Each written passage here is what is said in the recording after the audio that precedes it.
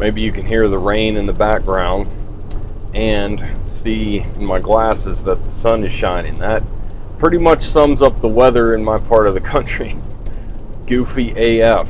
In fact, I've heard that they'll bring in like the highest level weather people into this area, and they still struggle trying to predict it. But all around, it's starting to warm up, and we all know what that means. Burnout. That's right. Service calls just left and right, running.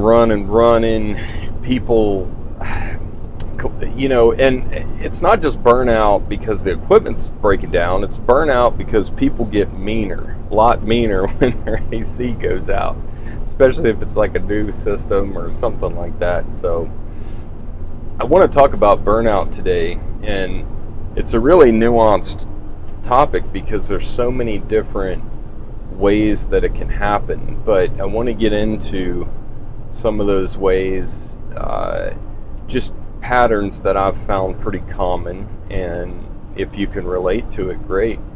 If not, then I'd like you to share in the comments some of the other types that you're aware of and how you've dealt with them. So I want this to be helpful to anyone right now who's really struggling with the grind, because HVAC is an absolute grind. It really is. And I don't think that society at large really appreciates what we do every day. There's a lot of people in that category. It's not just HVAC. A lot of working class in that category. They have zero idea of what we do every day to keep the gears turning. I've even wondered if, I probably shouldn't get into that, but let's just say we have a lot of power. A lot of power, if we ever wanted to make a stand for something. Okay, so burnout. All right, there's two different categories in my opinion. There's going to be burnout that is directly related to your job, and then there's burnout that's related to personal life.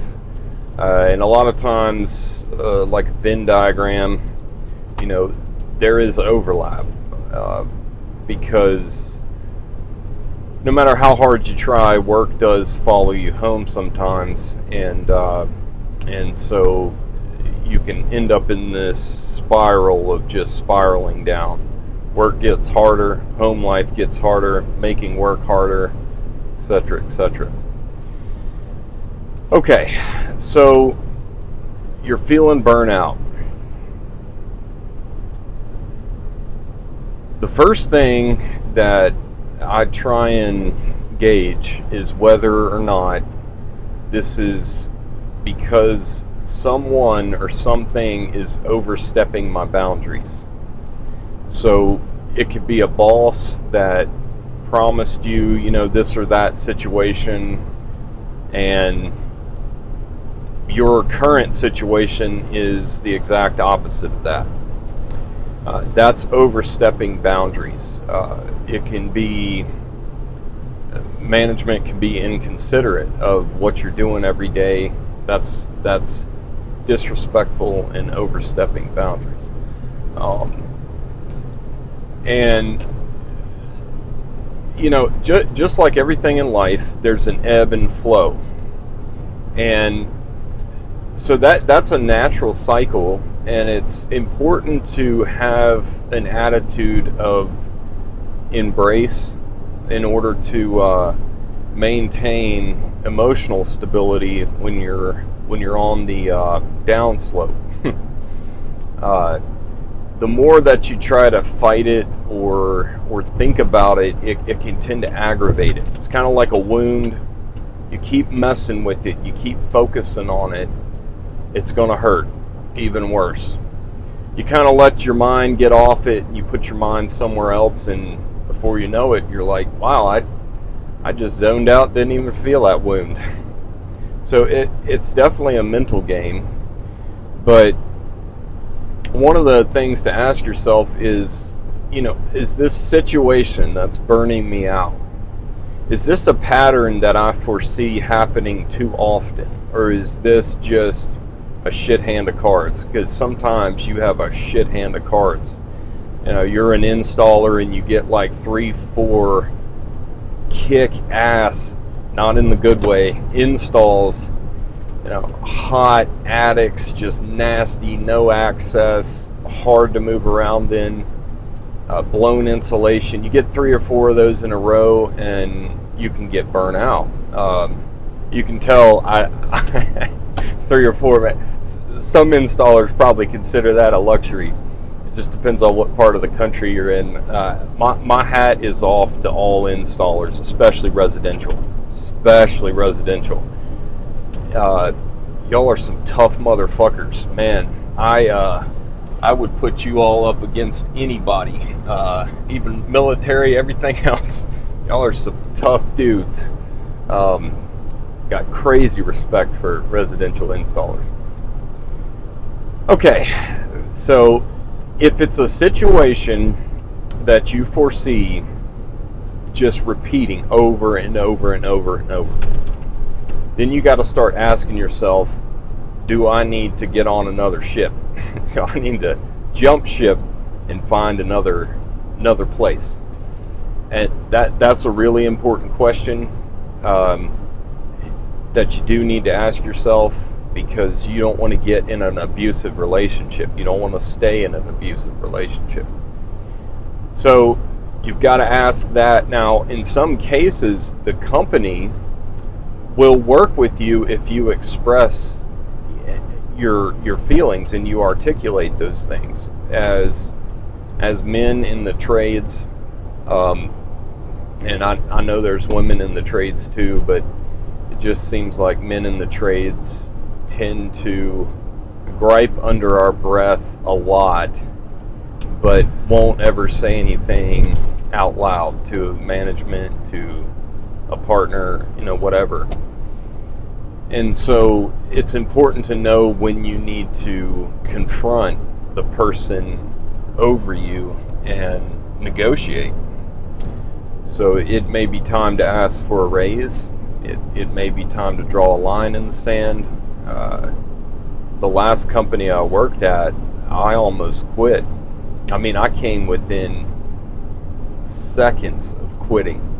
I had negotiated a real good offer with another company, and I told them if they offered me this, that it was a done deal. Well, they offered me like $1 lower or something, so I said no. Went back to my other company, and they made it right. And so, instead of getting angry and bitter, because bitterness is like you drinking poison and hoping someone else dies. It's a nasty pit to fall into. And instead of getting bitter, you got to ask yourself, do I need to make my needs known? Have I done that and it hasn't worked? Do I need to make a move? Do I need to negotiate? Do I need to draw a line in the sand? These are all actions that you can take to avoid just getting more and more and more bitter. And bitterness and resentment is a huge contributor to burnout. I mean, it's like adding jet fuel onto the fire. You know what I mean?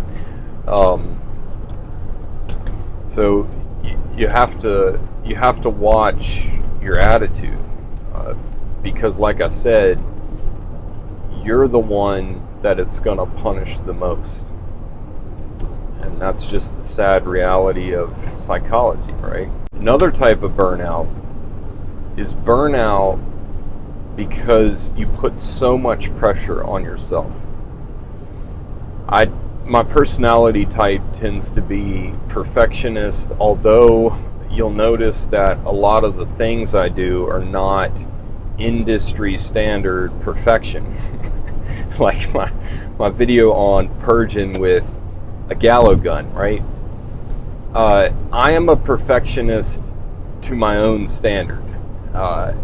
So I'm kind of like, personality wise, I'm very out of the box, and I really fight norms a lot if I don't agree with them. I.e. the purging video. I'll fight that all day long if I don't agree with it. But I have my own sort of protocol, and I get perfectionist about that. And that can cause burnout. So you can actually become your own worst boss, right? Where the company is not really expecting you to kill yourself, but you either think they are, or you're determined to kill yourself, and then you get burnt out. That's one that you really have to watch out for, because if you take that pressure on yourself, then it's not worth it. It really is not worth it, and the end result is normally greater failure than if you had just let yourself fail in small ways. Here's a perfect example. So you're on call, and Saturday, and it's blazing hot, and you have like 5 to 10 service calls. Now you can kill yourself on those calls and try to do everything possible. For example, you could go to a house and they could need this or that, and it's a lot of work. Some of these systems, people let them go, and then they expect you to fix it on a Saturday. You need to ask yourself, do I deserve to fix this system on a Saturday? I've fixed hundreds and thousands of units, okay? So I'm not saying that you don't have standards for how you approach things, and I do push myself, but you got to know what kind of pushing yourself is healthy and what kind is burnout. You might need to tell them, not much I can do. We'll schedule next week. There are situations where, let's say you're doing PMs and you're getting burnout with PMs because you're trying to do everything right because you're scared to death of a callback. We all feel that. In fact, I just had one. Service this little puny train unit, and they called me the next day and said, well, it's not working. So I go out there and it's working perfect. But, that bothers me. I just have my hands on the unit and it's not working. It might have some kind of intermittent problem. The thermostat wiring was real shitty, and I do need to replace it. Could have been something going on there. It's just a bad feeling. And as you get older and more experienced, you'll learn not to take that to heart. There are things you need to take to heart, and there are things that you need to let roll off your back like water. You take to heart any advice that comes at you from a loving perspective and from someone you trust. You don't take to heart fashion advice from blind people. You know what I'm saying? There are people that are not qualified to speak into your life, and if they're not qualified, you ignore them. It's no different than ignoring the criticism of a toddler, which, if any of you have toddlers, you'll know that they can be quite cutting at times. It's actually kind of funny, they'll even pick up on some of your expressions and throw them back at you. But anyways, know what to take to heart, know what to let roll off your back. Don't let someone force their will on you. That's a big no-no. However, the world works, nature works, everything works. The universe itself works on balance. Everything is about balance. Hot, cold, day, night, ebb, flow, tides, seasons. It's the entire system, from the smallest particle up to the largest star. It's all about balance. Stars, for example, you have this balance between the explosive force and the gravity holding everything in. So you've got to find a balance. Perfect example. Your partner has a will of their own. You need to be sensitive to that will, but you don't need to let it dominate you. However, you need to work for a compromise. So maybe 50% of my wife's will is fulfilled and 50% of my will is fulfilled. Now, I'm not trying to make everything 50-50. That would be exhausting. It's not like that. But maybe she needs some refreshment, so I'll let her kind of go out and with friends, get away from the kids. I'll watch the kids even if I've had a long week at work. She gets home and then I'm like, I need some time in my man cave. That's how I get refreshed. Just time to myself, building shit or doing whatever I want to do down there. So, again, the balance is like this ebb and flow. Give, take, give, take, give, take. You don't want to be either a full taker or a full giver. That's a great way to be either a monster or get burnt out. The next type of burnout is depression. And I'm going to talk about depression as someone who's experienced it. And I'm familiar with it. They're all different levels. I really don't know how severe mine is compared to anybody else's. It's real hard to gauge. And then tolerance comes into play, and some people are more tolerant of depression than others. But depression feels like you're walking through a muddy swamp. It's like every step just feels like a grind. And that's something to really consider. Now there's, in my opinion, and I'm not an expert, so this is not medical advice or anything like that, but in my opinion, from what I've experienced, there's different types of depression. There's depression where you need a week off. I hate it as much as everybody else. Back when I was hourly, I hated taking days off because it's just a kick in the balls when you lose your overtime. In my opinion, that's a real fucked system, because working these long ass days in the heat, you take a day off, that doesn't negate the sacrifice of your overtime. There are companies that do overtime by the day, and I think that's fair. But you got to let it go. You've got to let it go. Money is not happiness. And that's so cliche that a lot of people just ignore it. So cliche, it's just like, I've heard that a million times. Everybody knows that.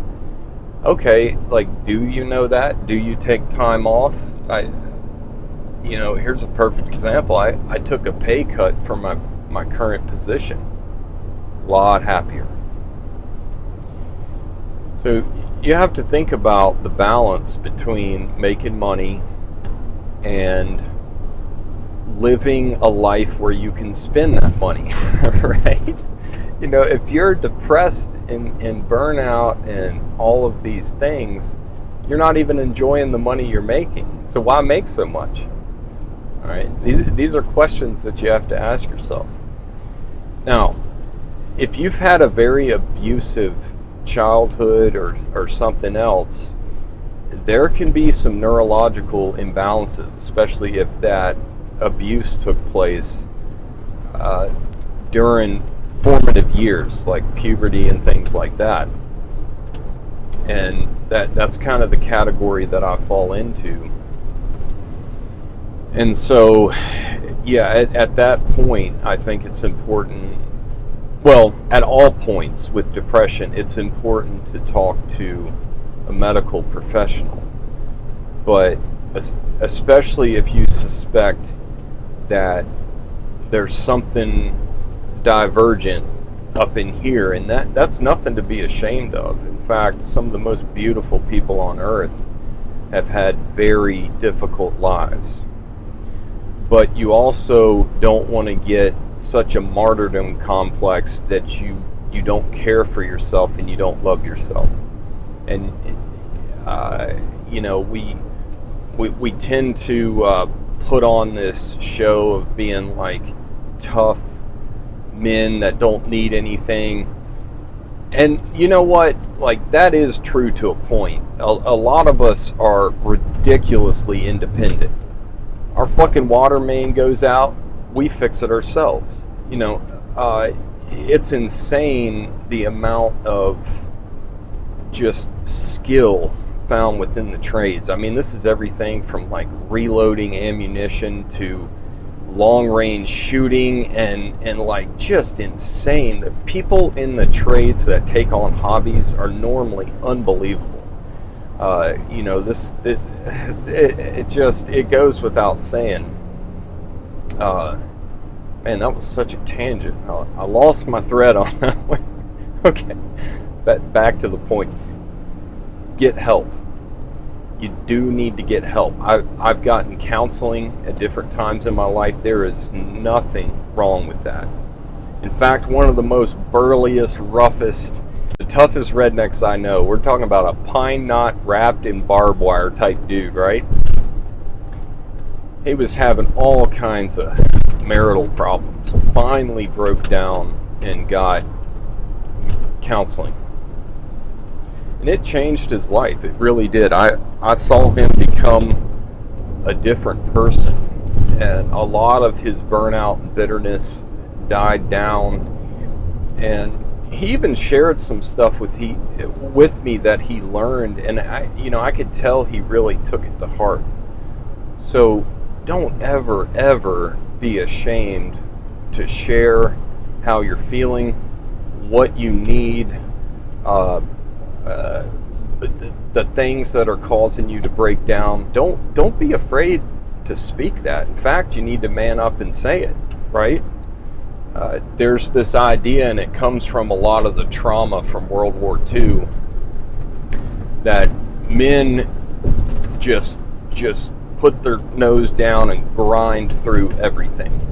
And there is a place to grind. You know, when you're replacing a 500-pound motor late at night for a fucking nursing home because they wouldn't maintain their stuff, yeah, you kind of have to not feel and just do.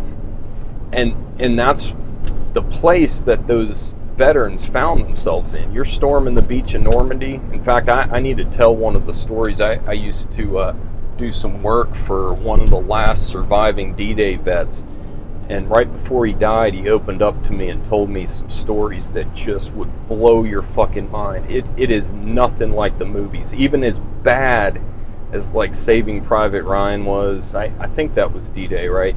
As bad as those movies were, it was nothing like that. It was way worse, let me tell you. Way worse. I will tell that story just to kind of honor him.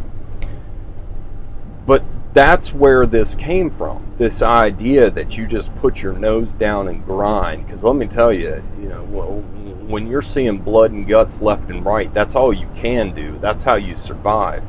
Well, that mentality got passed down. If you want to understand your grandfather's generation, watch Full Metal Jacket. That's how they were mentored. Okay, you got to get out of that.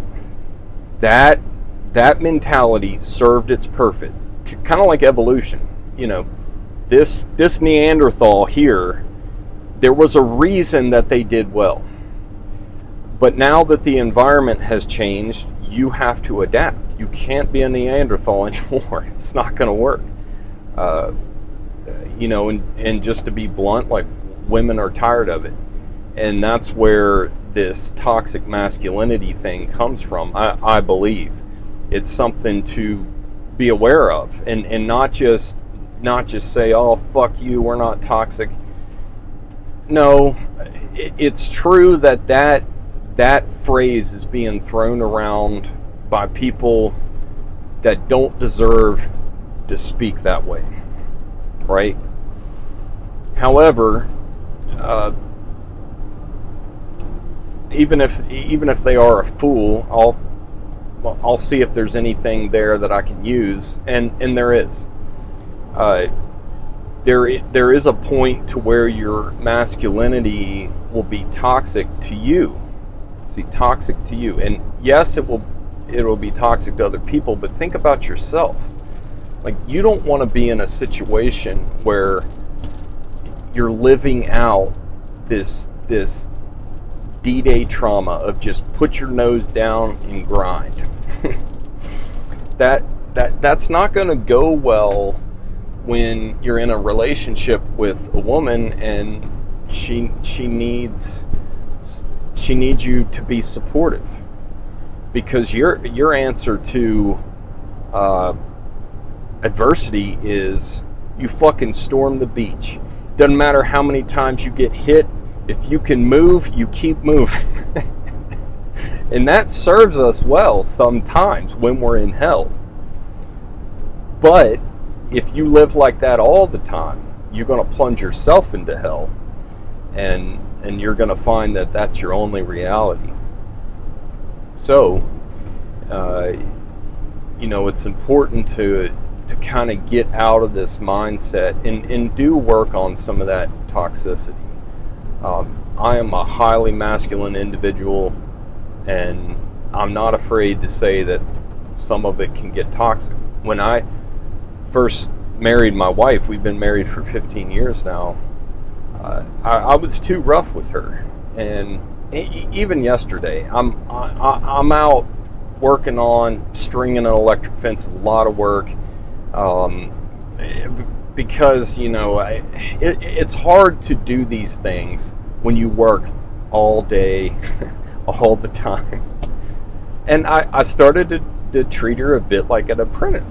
And it's not even like I try to treat apprentices bad, not at all. But like, we have a way of communicating in the trades that's just not great for my wife. And there's norms in the trades. Like, there's ethics of, okay, if you're a helper, be alert, be looking out for, what you can do, be ready to help when you're called for. Don't be on your phone, don't be distracted with 1,000,001 things. You know what I'm saying? Like, we have a method and an ethic that we've worked out over decades and decades and decades, and that's non-existent with young people and with people that are just not in the trades. So I needed to sort of communicate differently, I'll say. You got to know when to turn that on and when to turn it off. Some of the best UFC fighters of all time, they know this more than anything. They become a monster in the cage. But you'll meet them out, like Mike Tyson, although he was a monster when he was fighting. But he's like a big teddy bear now. And he was even a monster when he, his recent rematch with what's his name. So there's a time to turn it on when you need it, but you have to turn that back off. The problem with D-Day and our grandfathers and great-grandfathers and all of that is they lived in that world so long that they had a very, very hard time turning it off, because not only did they need it at that time, but they sort of needed it to get through the PTSD. I mean, when you're seeing in your mind that shit every day, even after the war is over, that's going to be a mind fuck, guaranteed. And all of that happened back at a time where there was a lot of stigma about getting therapy and all those kinds of things. All right, I think that's enough for now. If you have any other suggestions on dealing with burnout, or you know of any other types of burnout, let's get it in the comments so anybody struggling can not only hear what I'm saying, but go down in the comments and just see a lot of veterans in the trades talk about what they went through. In fact, if you are a veteran of war, throw some stuff in there, things that you've learned, maybe ways that you've healed, all of that kind of stuff. I'm really interested in making, especially this section of my channel, very good for people that need to heal or need to deal with this or that, or find some freedom in this or that area. So any good stories, anything that you can add, please do. All right, have a good weekend, and remember, if you're the miserable chap on call this Saturday, you don't have to fix everything. At least that's my opinion. Your boss may not agree, so take that with a grain of salt.